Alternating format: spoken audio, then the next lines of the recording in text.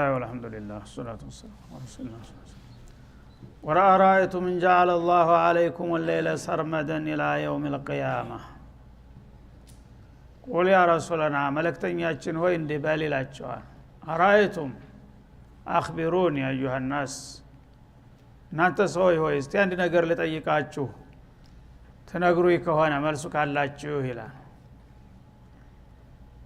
إن جعل الله عليكم الليل سرمدا الله سبحانه وتعالى ለሊት የሚባለውን ክፍለ ጊዜ በመደዳው እንዲቀጥል ቢያደርገው ኢላ የውሚል ቂያማ አስተቂያማ ቀን ድረስ እንግዲህ ክፍለ ጊዜ ሲባል ሁለት ተቃራኒ ክንፍ አለው አንደኛ ለሊት ሁለተኛ ቀን የሚባሉ ማለት ነው ይሄን ለሊትና ቀን እንግዲህ አላህ ለሁለት ከፍሎ ጊዜውን የተወሰነው ጊዜ በጨለማ የተወሰነው በብርሃን እየቀያየረ ለእናንተ ኑሮ ያመቻቸው እሱ መሆኑን ታውቃላችሁ ግን ይሄንን ይዟም ለውጦ አላህ አሁን ጊዜያችሁን ሙሉ በሙሉ ለሊት ቢያደርገው ቀን የሚባል ነገር ቢጠፋ እሽራየክ ኢላላ አላህ Subhanahu Wa Ta'ala ቀን የሚባል ነገር ቢጠፋና ዓለም በሙሉ በጨለማ ተውጣ ጸጥ ቢብ ምን ይሆናል የሰው ህይወት እስተቂያማ ቀን ድረስ እስተ ዓለም ዳርቻ ድረስ ሌሊት የሚባለውን ቀን ብቻ አንግሻለሁኝ ቀን ካሁን በኋላ እንዳትመጣ የሚል ውሳኔ ቢሰጥ አላህ ማን ኢላሁን ገይሩላህ ከአላህ በስተቀር ማንኛው አምላካችሁ ነው የእቲኩም ቢዲያ የንጋት ብርሃን ሊያመጣላችሁ የሚችለው ይላል አለ ለዚህ ጥያቄ መልስ ስጡኝ ባላቸው ይላል አፈላ ተስማዑን እና ይሄንን አትሰሙምን ጥያቄውን ሰማችሁ አይደለም እሺ መልሱ ካላችሁ አላህ Subhanahu Wa Ta'ala ለሊትና ቀን እንዲፈራረቁ አድርጓል ለሊቱን ማረፊያ ቀኑን መንቀሳቀሻ እንዲሆናችሁ አመቻችቶላችኋል ግን ካሁን በኋላ ከኔ በስተቀር አምላክ አለ የምትሉ ከሆናችሁ እንግዲህ እኔ የስልጣን ተካፋዮች ካሉ ግማሽ ነው ስልጣኔ ማለት ነው እኔ ለሊትን ብቻ ነው የምቆጣጠረው ኢዳራ የማደርገው ቀን የሚባለውን ለጌቶቻችሁ ስጡትና እነሱ ያምጡት በየስራ ባቆም የቀኑን ኢዳራ ብሰርዘው ማንኛው አምላክ ነው እኔ ያለሁላችሁ አይዟችሁ እኔ አነጋላችኋለሁ የሚል አለን ብለህ እስቲ ጠይቃቸው ይላል መፈናፈኛ የሌላት ጥያቄ ማለት ነው ቀልድ የለም ደግሞ ይቺ ነገር ብትሆን ምን እንደሚመጣ ያውቃልና ሁሉም ሰው ማን ኢላሁን ገይሩላህ ከአላህ በስተቀር የሆነው ማንኛው አምላክ ነው የእቲኩም ቢዲያኢን ማለት ቢዲያኢን ነሃር በቀን ብርሃን የሚያመጣላችሁ አፈላ ተስማዑን ይህን ጥያቄ አትሰሙምን ሰማችሁ ተረዳችሁ በሉ እንግዲህ አምላክ አለ ከተባለ አንድ ባለስልጣን ሲመጣ ኹሱስያት ያው የስልጣን ድርሻውን ይዞ ነው የሚመጣው ፋዲ ሆኖ አንድ ስራ ሳይሰራ አምላክ ሊሆን አይችልም ማለት ነው እኔ ዓለምን እስካሁን በብቸኝነት ነው የፈጠርኩት በብቸኝነት ነው ሳስተዳድር ሳሽከረክር የቆየሁት እና ብርሃንና ጨለማ በዓለም ላይ እንዲፈራረቁ አድርጌ ቆይቻለሁ ካሁን በኋላ የለም ታንተ ሌላም ጌቶች አሉ የምትሉ ከሆነ እንግዲህ ካሉ ያው ግማሽ ስልጣን ይሰጣቸው ብዬ ሌሊቱን ብቻ እንዲቀጥል ባደርገውና ቀኑን ብሰርዘው የትኛው አምላካችሁ ነው የቀኑን ክፍለ ጊዜ ሊያመጣላችሁ የሚችለው ብለህ ጠይቃቸው ይላል ምን መልስ አለው እገሌ ያለ ሁበል ያመጣዋል ሊባል አይቻልም ይሄን ነገር ማለት ነው ይሄ ጥያቄ ሲያቀርቡላቸው ጸጥ አሉ ሁሉም ማለት ነው ቀጠለ ቁል አራአይቱም በተቃራኒው ገለበጠው ደግሞ እንደገና እስቲ በላቸው አያችሁን እንጃለ الله عليكم النهار سرمدا ጊዜውን ሙሉ በሙሉ ቀን አድርጎ እንዲቀጥል ቢያረገውስ ሌሊቱን ሰርዞ ማለት ነው ኢላ የውሚል ቂያማ አስተቂያማ ቀን ድረስ በተለይ በበረሃማው ሀገር እንደዚህ ሀገር ሌሊት የሚባል ነገር ሳይመጣ ሳምንት ሙሉ እንኳን ቀኑ ቢቀጥል ሁሉ ነገር ይቃጠላል አይደል እንዴ እንኳን 12 ሰዓት እንኳን ማትሞላ ፀሐይ በምትመጣ ጊዜ እንዴት ነው ምን ሆነ ያለ ነው ሁለት ቀን ሶስት ቀን መሃል ሰማይ ላይ ፀሐይ ዝም ብላ ተገትራ ዝም ቢባል ሁሉ ነገር ይቃጠላል እንኳን ሰው ህይወት ያለው ቀርቶ ድንጋው እንጨቱ አይችለው ሁሉ ነገር እንዳልነበር ነው የሚሆነው። አያችሁን ይሄን ባደርግ ማን ነው ሌላው ክፍለ ጊዜ እኔ ያመጣላችኋለሁ ብሎ ሊመጣና ሊደርስላችሁ የሚችለው? ሰርመደን አበደን ማለት ነው። ኢላ የውመል ቂያማ አስተቂያማ ቀኑን ብቻ አንግሼ ሌሊቱን ሰርዤ በዚሁ ቀጥላለሁኝ። ለቀን የሚያመጣላችሁ ወይ ሌሊት የሚያመጣላችሁ ሌላ ካለ አምጡ ብላችሁ ምንድነው የሚበቃችሁ ይላል። መን ኢላሁን ገይሩላህ ከአላህ ሌላ ያለ አምላክ ማን ነው? የእቲኩም ቢለይል ያ አየሩ የቀዘቀዘና የተመቻቸ የሆነውን የርፈት ክፍለ ጊዜ ሌሊት ሊያመጣ የሚችል አለ? ተስኩኑነ ፊህ በዛ ሌሊት ልትረጉና ልታርፉበት ዘንድ አፈላቱ ብሲሩን ይሄንን አታውምን? እንግዲህ ይሄን ነገር ባደርገው ማን ነው ደርሶ የተረፈውን እኔ አስተካክልላችኋለሁ ሊላችሁ የሚችለው ይላል። ማንም። ስለዚህ እንግዲህ መፈናፈኛ በሌለው የፈለገው ሙጅሪም እንኳ ተከራካሪ ቢሆን በምንም አይነት መልስ ሊሰጥ አይችልም በዚህ ጥያቄ ላይ ማለት ነው። ሌሊትን አንተ እንታልክ ቀንን የሚያመጣልናል፣ ቀንን አንተ ታመጣ ሌሊቱን ሌላው ያመጣልናል ብሎ መልስ የሚሰጥ ካለ ጠይቃቸውና እስቲ መልሱን ተቀበላቸው ይላል። ተጠየቁ፣ መልስ የሚሰጡ አልተገኙም። ታዲያ የት ላይ ነው ጌትነት የሚባለው ነገር? ከአላህ ሌላ ያለው ነገር ይረዳል ይደርሳል የምትሉት ከየት ያመጣው ኃይልና ስልጣን ነው ለዚህ የሚያበቃው ነው የሚለው ማለት ነው። ወሚን ረህመቲህ ጀዐለ ለኩም ሌይል አላህ ግን ሩሩ ከመሆኑ የተነሳ እናንተን አይደለምና እና እንደናንተ ክፋትና ጥፋት ቢሆን ኑሮ ልክ አሁን የተባለውን ነገር አድርጎ ደብዛችሁን ማጥፋት ይቻል ነበር። ግን አላህ እንደናንተ ጨካኝ አይደለምና ርህራሄው የሰፋ ጌታ ከመሆኑ ጀዐለ ለኩም ሌይል ወነሃር ሁለቱንም ክፍለ ጊዜዎች መድቦላችኋል። ሌሊቱ ጨለማ በሚሆንበት ጊዜ ሁሉም ወደ ቤቱ ገብቶ በስራ ተጠምዶ ሲለፋ የዋለው የዛለው ሁሉ በረፍት እንደገና መንፈሱ ታድሶ ያድራል። ወነሃር ቀኑ በሚነጋበት ጊዜ ደግሞ እንደገና በብርሃኑ ወደ ስራው ይሰማራል ይንቀሳቀሳል። ሊተስኩኑ ፊህ ማለት ጀዐለ ለኩም ሌይል ወደሚለው ይመለሳል። ሌሊትን መደበላችሁ ሊተስኩኑ ፊህ ወሊተብተጉ ሚን ፈድሊህ ወጀዐለ ነሃረ ዲያአን ሌሊቱን ደግሞ ብርሃናማ አደረገ። ሊተብተጉ ሚን ፈድሊህ በዛ በብርሃኑ ወደ ትሩፋቱ እንድትመለሱና ከስባችሁን ለመከሰብ እንዲመቻችሁ ይላል። ሌሊቱን ለረፍት ቀኑን ለስራ አድርጎ መደበላችሁ። የረፍቱም ሰዓት ያው ኒዛሚ በተፈጥሮ አላህ Subhanahu Wa Ta'ala ሌሊት ካደረገው ሁሉም ሰው ሌሊት የክፍለ ጊዜው የረፍት ጊዜ ነው ብሎ ወደ ቤቱ እንዲገባና እንዲያርፍ፣ ቀኑ ደግሞ በሚበራለት ጊዜ ሁሉም ወደ ስራ ክፍሉ እንዲሰማራና እንዲሰራ ያደረገው በርህራሄው ብዛት ነው። እንደናንተ ክፋት ቢሆን ኑሮ ግን ይሄ ባልተገባችሁ ነበር ይላል። ወለዐለኩም ተሽኩሩን ይሄን ያደረኩት ደግሞ ታመሰግኑ ዘንድ ነበር። እናንተ ግን በተቃራኒው ይሄን ሁሉ አድርጌላችሁ ስትክዱኝ ስታስተባብሉኝ ስትሰድቡኝ ትገኛላችሁ። አያችሁ ጥፋታችሁ ይላል አላህ Subhanahu Wa Ta'ala። እና ልታመሰግኑኝ ብዬ የሰራሁትን እናንተ ለኔ መስደብ ያደረጋችሁት ባጎረስኩ ተነከስኩ እንደሚባለው ማለት ነው። እንግዲህ አላህ Subhanahu Wa Ta'ala እነዚህን ነገሮች ሌላው ሁሉ ተውና ሌሊትን ቢያነሳው ወይም ቀንን ቢያነሳው የሰው ልጅ ማንም መተኪያ እንደማያመጣለት ያቃል። በማንም ገንዘብ ሊገዛ እንደማይችል ያቃል ይሄ ነገር ማለት ነው። ይህንን ትልቅ ነገር አላህ ሲያበረክትላቸው ሌት ተቀን ጌታቸውን ማመስገን ነበረባቸው። ለዚህ እንኳን እንደ 24 ሰዓት ቢያመሰግኑ አይበቃውም፣ ቀላል ዋጋ አይደለም ማለት ነው።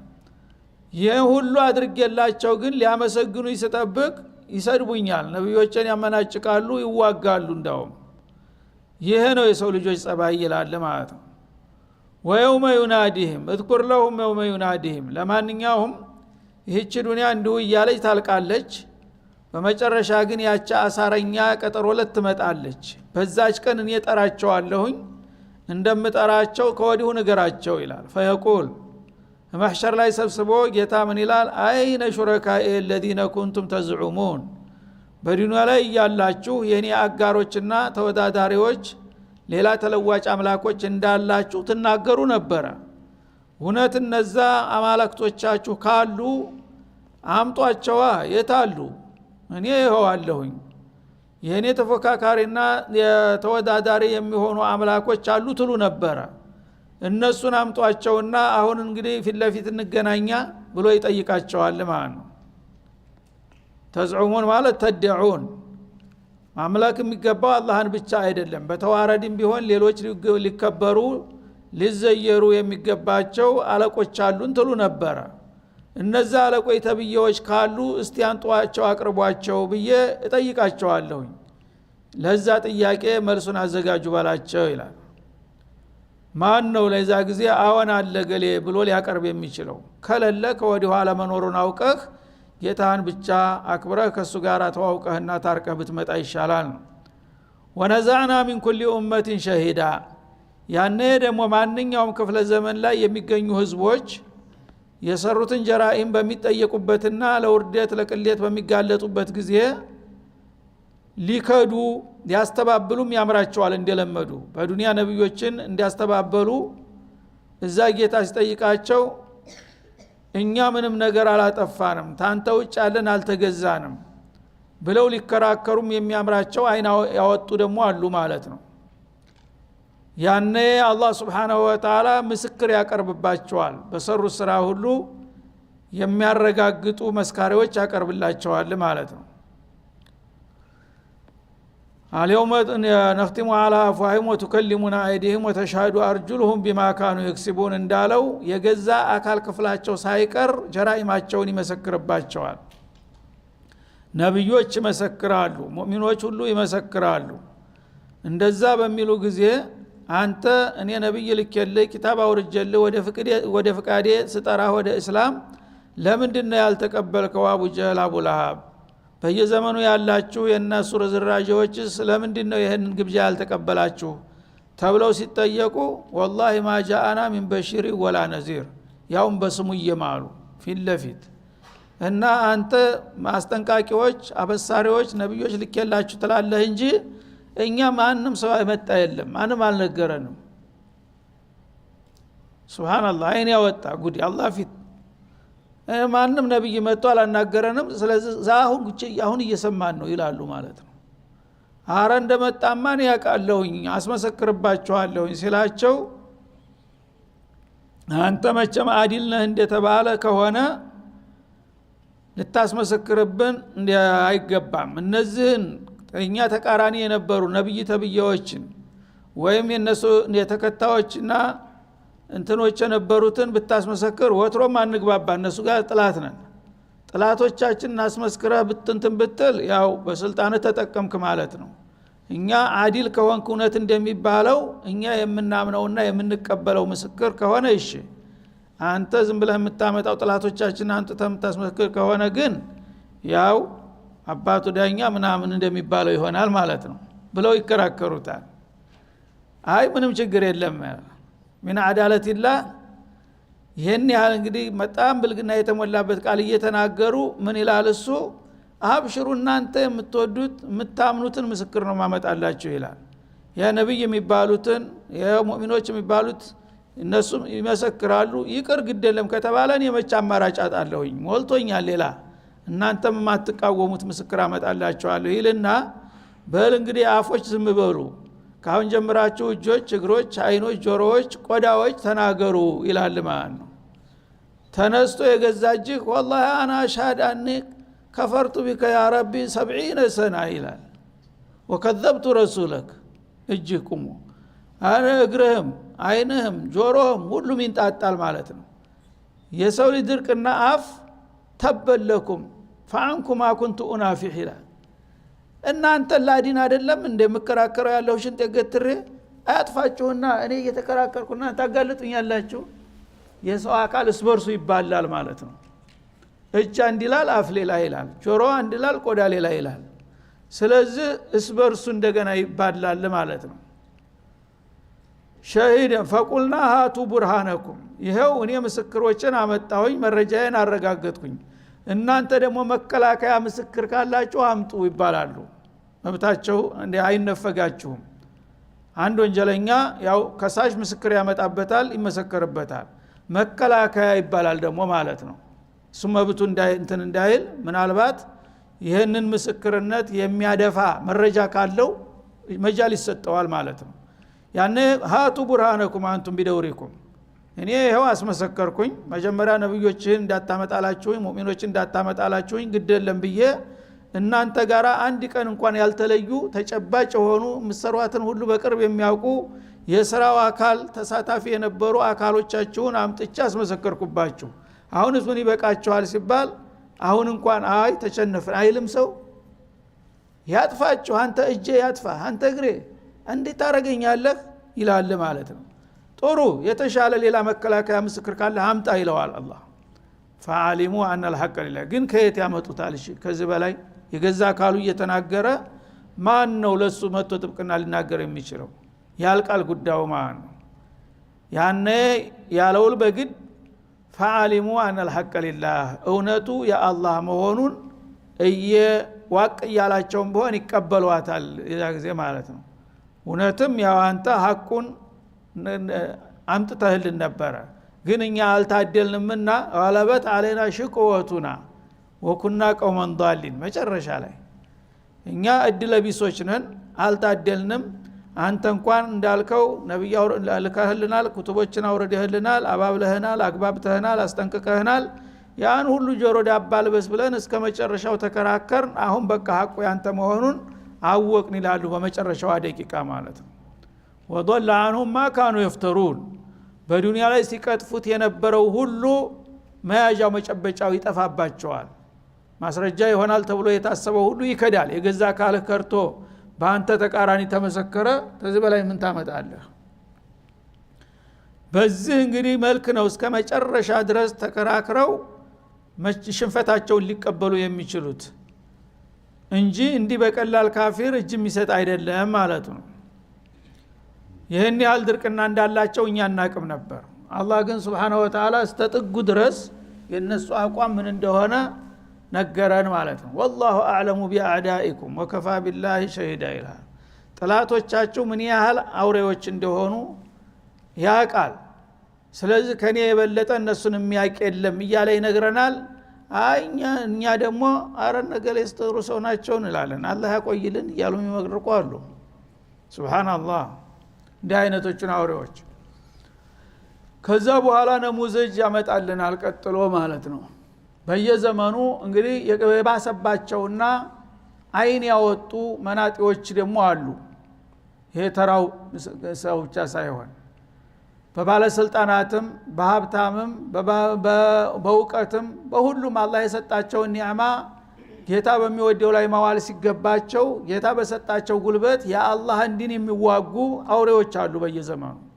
ከነዛ አንዱን ለምሳሌ ይጠቅሰዋል ለናሙና ማለት ነው። እዚህ ሱራ ላይ መግቢያው አካባቢ በነብዩላህ ሙሳ ዘመን ፍርዓውንና ሃማን የሚባሉ ሁለት ባለስልጣናቶች የመጨረሻ ጣራ የደረሱ ባለጌዎች እንደነበሩ አሳይቶናል። እንደገና ደግሞ በኒፋቁ ዘርፍ ቀንደኛ የነበረውን ጸረ እስላም ሊያመጣልን ነው መደምደሚያው ላይ ማለት ነው። ሁሉም በሙሳ ጊዜ ነበሩ። እነ ቃሩን የተባለ ግለሰብ ከበርቲ ጥጋበኛ ይላል ካነ ሚን ቀውሚ ሙሳ፣ ከነብዩላህ ሙሳ ህዝቦች አንዱ አባል ነበረ ይላል። እና እንደውም ዘመድ ነው፣ ቅርብ ዘመዳቸው ነው፣ ያጎታቸው ልጅ ነበረ። ፈበጋ አለይህ እና ይሄ ቃሩን የተባለ ሰውዬ አላህ ሀብት ሰጠውና በሀብት በጥጋብ ተወጥሮ በነብዩ ሙሳና በሷሃቦቻቸው ላይ አመጸባቸው፣ አፈነገጠ ማለት ነው። ከነፊራውን ጋር ግንባር ገጠመ ሄዶ። እንግዲህ በዘር በጎሳ በሁሉም የነ ሙሳ አካል ነው፣ እስራኤላዊ ነው። የነብዩላህ ሙሳ ያጎታቸው ልጅ ሆኖ ተልጅነት ጀምሮ እሳቸው ጋር ነው የቆየው። እና አዕለመ الناس بالتوراة بعد ሙሳ ወሃሩን ይባላል። እውቀትም አንዳንድ ጊዜ የማይጠቅምበት ጊዜ አለ፣ ፊትና ይሆንብሃል ማለት ነው። ተውራትን ሸምድዶ የሚያቅ ዓሊም የመጨረሻ ሊቅ ነበረ። ያቺ ዱንያ በርዝ መጣቻ። እሷ ስትመጣ መቀኝነት ተሰማው እነ ሙሳ ለምን በለጡኝ ለምን የነሱን ቦታ ነው ያልይዘውም አልሃ ጎበዙ እንዴት ብሎ ይገኛል አላት ከተቃዋሚ ቡድን መፍጠር አለብኝ ብሎ ተፍቲጥ አደረገላቸው ያን ሁሉ ዕውቀቱን ሰርዞ ኩፍር ውስጥ ገባና አላህንም በአላህም አኮረፈ አላህ ለምን ለኔ መስጠት ሲገባው ይሄን እድል እንደነ ሙሳ ለምን ሰጠ አለና ካዲ አላህንም ተነጨራሹ ማለት ነው ስለዚህ ባለ በለለ ጉልበትና ሀብቴ ይሄን አላማዬን ማሳካት አለብኝ ብሎ ቆርጦ ተነሳ ማለት ነው እነ ሙሳን አፈርደም አብልቶ እሱ እንደገና ያን ቦታ ሊቆጣጠረው ማለት ነው فبغى عليهم በእነ ሙሳና በተከታዮቻቸው ላይ ይሄ ተናንተና የራሳቸው አካል ወንድማቸው የነበረው ሰውዬ በጥጋብ ተነሳስቶ በመቀኝነት አመጸባቸው ይላል ያኔ አላህ ደግሞ Subhanahu Wa Ta'ala ለፊትና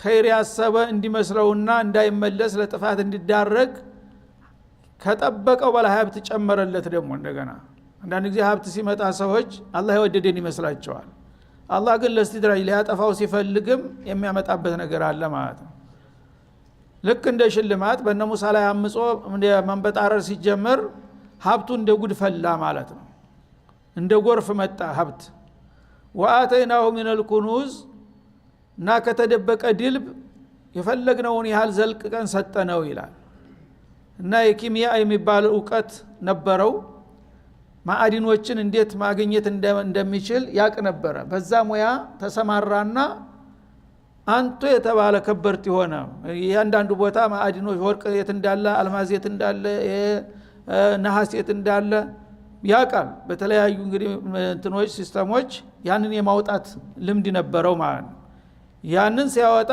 የዛ አይነት ዕውቀት ያለው የለም በዛ ዘመን የፈለገውን ማዕድን ባወጣ ቁጥር ልክ ጋራ ተራራ የሚያህል ወርቅ መጣለት ማለት ነው ከዚህ በላይ ማን ተከበሩ ሰው አይፈሩ አለ የምን ሙሳ ነው የምን ሃሩን ባክ አለ ያንን የሰጠውን ኒዕማ እንግዲህ ከነብዩ ጋራ ተባብሮ እሱ በገንዘቡ እነሱ በእውቀታቸው ቢሆን ኑሮ ታይዞ የትና ነበር እድገቱ ግን ሁሉ ጊዜ መጥፎ ሰው እንደዚህ ነው ተደጋግፎ ከማደግ ተዘራጡ መውደቅን ይመርጣል ማለት ነው እና ተኩኑዛችን ሰጠ ነው ገንዘብ ሁሉ ጊዜ እተቁ ዱንያ ወተቁ النساء አሉ ረሱል አለይሂ ሰላም የሰው ልጆች የሚፈተኑት የሚወድቁት ገንዘብ ላይ ነው ዳ ከሆኑ ሁላቸውም አቅማቸውን አውቀው ተመካክረው ይደጋግፈው ይኖራሉ አንድ ሰው ገንዘብ ተቀመሰ የገንዘብ ሱስ ታባዜ ከለከፈው ግን የሚሰማበት ጆሮ የሚያይበት አይን የለም ብቻ ገንዘብ ማግኘት አለብኝ ከዚህ መንገር ላይ ጣልቃ የሚገባ ካለ ሁሉ መጠረግ አለበት እናቴም ብትሆን አባቴ ይሄ እንግዲህ የሰይጣናዊ አካሃር ነው ማለት ነው ለዚህ ነው ዱንያን ተጠንቀቋት ያሉት አጥብቀው ነብዩ ዱንያን ተጠንቀቁ ሴቶችን ተጠንቀቁ በኔ እስራኤሎች በሴቶችና በዱንያ ነው መስቀልቅላቸው የወጣው አሉ ይሄው እኛም በተቃራኒው በያለንበት አሁን ዓለም እስላም የሚባለው በዚህ ነው በዱንያ ነው የሚናከሰው ያለው ዲኑ ወድቋል ማንም የሚረዳው ነገር የለም ወአተይናሁ ሚነል ኩኑዝ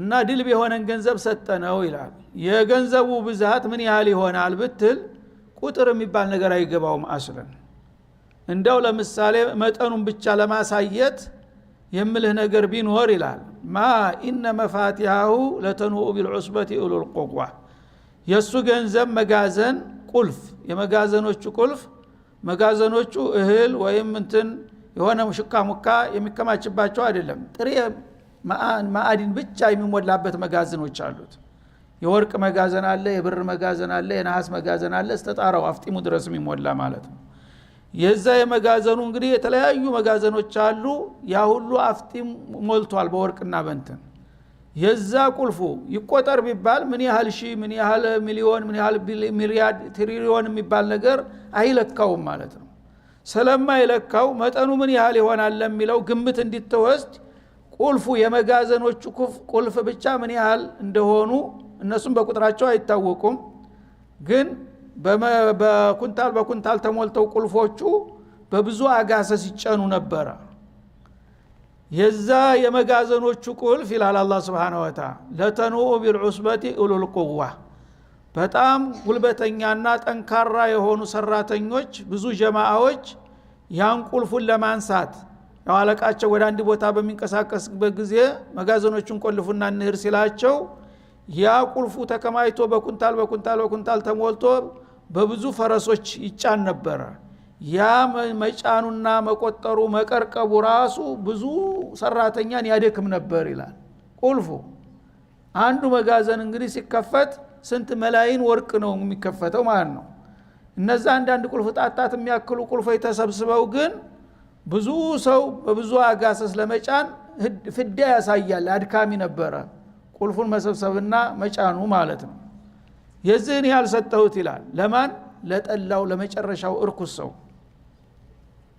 እነ ሙሳ የዕለት ጉርስ የሚያጡበት ጊዜ አለ። የዛ ጊዜ አንድ አይሉ ሁለት ነብይ ያን ሁሉ ስራ እየሰሩ በበረሃ እየተንከራተቱ የዕለት ቁርስ አጥተው እንደገና መንና ሰልዋዱ አድርገው ነው በረሃ ላይ ሊያልቁ። እሱ በዛ ዘመን ግን የዚህን ያህል ከንዝ ነበረው ማለት ነው። ለተኑኡ ቢልዑስባ ማለት ቢልጀማዓት الكبيرة ትልቅ ጀማዓዎች አሉ። የሥራ ቡድን አለው ማለት ነው። ፍረቅ العمل ያ ፍረቅ العمل ቁልፉን ሰብስቦ ወደ አንድ ቦታ ልንሄድ ነው ዘጋጉና መጋዚኖችን ተነሱ በሚባሉ ጊዜ ያ ፍረቅ العمل ቡድኑ ቁልፉን ሰብስቦ በበርሜል በተለያዩ ነገሮች ሞልቶ ብዙ ፈረሶችን ጭኖ ነበር የሚግበሰበሰው ማለት ነው። ቁልፉ ብቻ ገንዘቡማ ሊንቀሳቀስ አይችልም። እንዴት አድርጎ إذ قال له قومه لا تفرح ይሄን አይነት ገንዘብ በሚመጣ ጊዜ እንግዲህ እሱ በጥጋብ ተወጠረ ማለት ነው። ከኔ በላይ ሰው ላሳር የምን ሙሳ የምን ሃሩን አለና ደስታው ተፍነከነከ። ልክ ጣራ ሰማይ እየደረስኩ መሰለው ማለት ነው። ያኔ ሰው ዘመድ ወዳጅ ያጣምና ምንም የዲሃ ምክር ባይሰማ የቅርብ ዘመዶቹና ወዳጆቹ ጓደኞቹ የነበሩት ሄዱና ሊመክሩ ነው የሚሰማን ለመስሏቸው። ላ ተፍራህ አሉ። ላ ተፍራህ ፈራሃ በጦር ይሄ ነገር እኮ ለፈተና ሊሆን ይችላል የመጣ በአንተ ሰውዬ አለቅ በደስታ ፈነጠዝክ ፈካህ። ኧረ ተው ይሄ ነገር መርዝ እንዳይኖረው ለጥፋት እንዳይዳርግህ ቀስ ብለህ ያዘው ብለው መከሩት ማለት ነው። ጎበዞች ናቸው እነዚህ እንደዛ አይነቱን ሰው እየደፍረው መናገራቸው። ዛሬኛ ምንም እዚህ ግባ የማይባለው ሰው ትንሽ እንትን ሲያገኝ ማንም ሰው ተቂላህ የሚለው ሰው ይጠፋል። እንደው ጋሼ አንተን እኮ የሚያህል ሰው የለም ማወደስ ነው እንጂ ማን ነው ተቂላህ የሚለው? ላ ተፍራህ አሉት። ጎበዞች ነበሩ አጥቂያዎች። አንተ ነገር ፈተና ሊሆን ይችላል ኸይር ነገር ብለህ አትውሰደውና እኛ አስግቶናል ያንተ ነገርና እባክህ እስቲ ቀስ ብለህ አላህ ጋር እንዲያትጋጭ ተጠንቀቅ ብለው መከሩት። ኢነላህ ላ ዩሂቡል ፈሪሂን አላህ Subhanahu Wa Ta'ala በዱንያ በተለይ የሚደሰቱን ሰዎች አይወድም። ዱንያ እርካሽ ናት እሱ ዘንዳ ለወዳጆቹ ሳይሆን ብዙ ጊዜ ለጥላቶቹ ነው የሚሰጣት። ይችን ርኩስ ጥንብ የሆነች ነገር ስለሰጠህ ብቻ ተኔ በላይ ማን አለ ብለህ መኮፈስ አይገባህም። ተው አንተ ሰው ልብ በል ብለው መከሩት ማለት ነው። እና ይሄን ምክር ይቀበላል ወይስ የሚለውን በሚቀጥለው እንመለስበታለን። ወሰለላሁ ዐለይሂ ወሰለም አለ ነብዩ ይላል።